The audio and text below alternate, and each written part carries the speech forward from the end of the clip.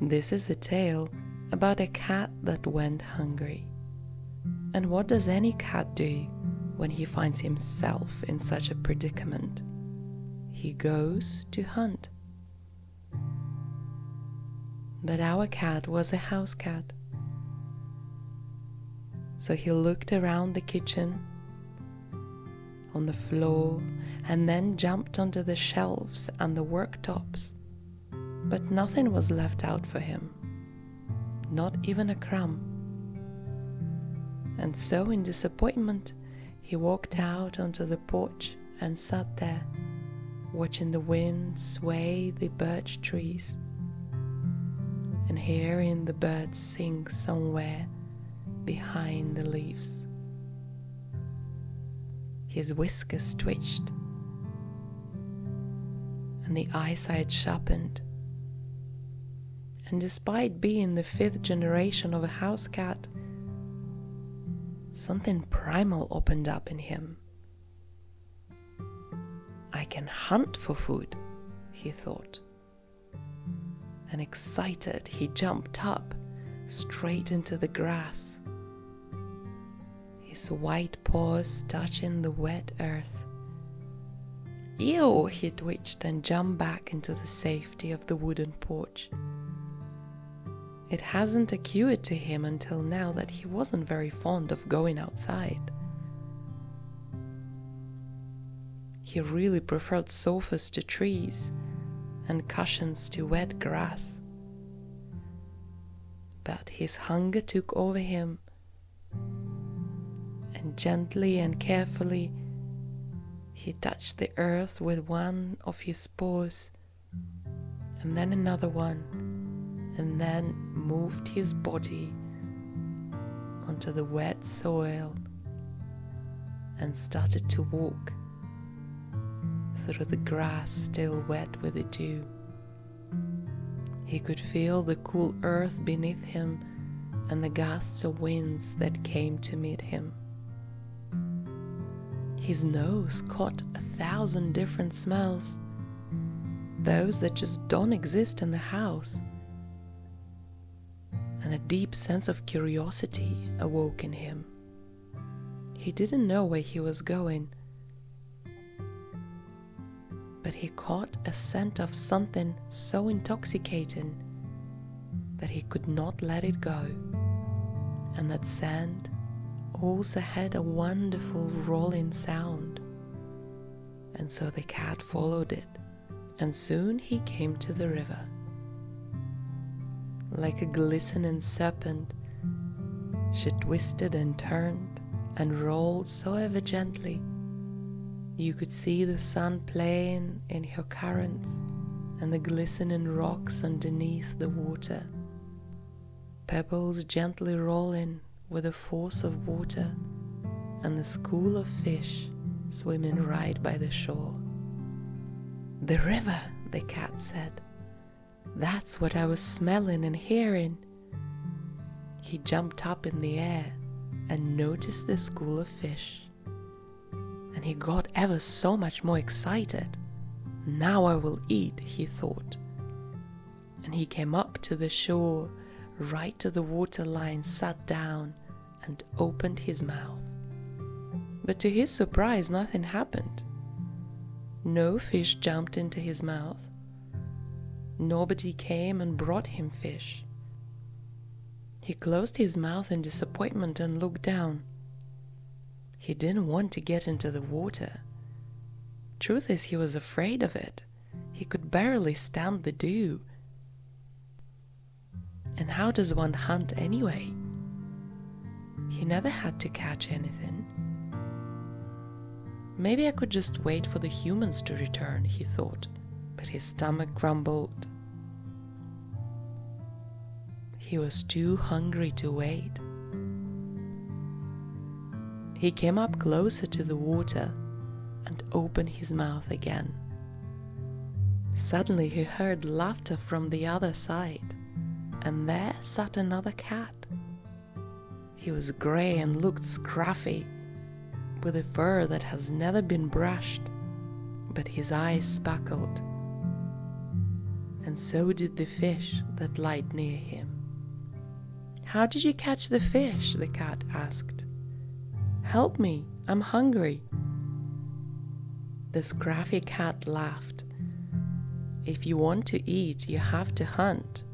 The fish is not gonna jump into your mouth, and nobody is going to bring it to you. If you want to get it, you have to get it. And that requires getting into the water." The cat shivered in disgust. He was hungry, but he did not want to get into the river. The water is wet and too cold, and he does not like it. "Can't you just give me your fish?" he asked the scruffy cat. The scruffy cat barely made a notice as he was eating through his fish, and the scent of fresh catch caught all the senses of our cat, and he stretched forward, hungrier than ever. The scruffy cat soon finished eating. He licked his face in joy and looked at the house cat. "Your hunger won't go away," he said. "You have to make an effort. You have to take an action and catch it." "I know," said the house cat. "But truth is that I don't know how. I never had to hunt for my food." He lowered his gaze in shame, but to his surprise, the scruffy cat kindly said, "That is okay. We all live different lives, but sometimes comes a moment where we need to do something that is out of our comfort zone, and it might be uncomfortable and wet and unpleasant, but you might eat at the end of it. That's what you should focus on. And look at me. We are not so different, you and I.